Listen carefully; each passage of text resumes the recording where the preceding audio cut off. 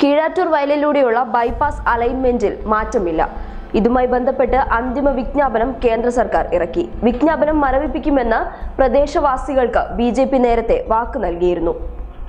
ബൈപ്പാസിനെതിരെ സമരം നടത്തിയ വയൽക്കിളി കൂട്ടായ്മയുടെ പ്രതിനിധികളുമായി ദില്ലിയിലെത്തി മന്ത്രിമാരെ കാണുകയും ബദൽ പാത കണ്ടെത്തുമെന്ന് ഉറപ്പു നൽകുകയും ചെയ്തിരുന്നു.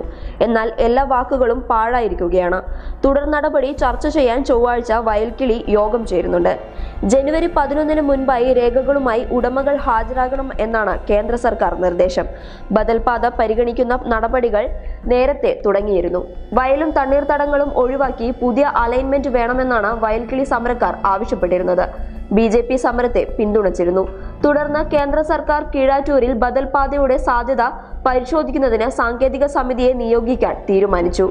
പാത കീഴാറ്റൂർ വയലിലൂടെ കടന്നുപോയാൽ പാരിസ്ഥിതിക ആഘാതമുണ്ടാകുമെന്ന് വനം പരിസ്ഥിതി മന്ത്രാലയം നേരത്തെ റിപ്പോർട്ട് നൽകിയിരുന്നു. മറ്റു ബദൽ മാർഗങ്ങളില്ലെങ്കിൽ മാത്രമേ കീഴാറ്റൂരിലെ പാത പരിഗണിക്കാവൂ എന്നും റിപ്പോർട്ടിൽ വ്യക്തമാക്കിയിരുന്നു. കാര്യങ്ങൾ ഇങ്ങനെ എത്തി നിൽക്കുന്ന സാഹചര്യത്തിലാണ് കേന്ദ്ര സർക്കാർ അന്തിമ വിജ്ഞാപനം ഇറക്കിയിരിക്കുന്നത്.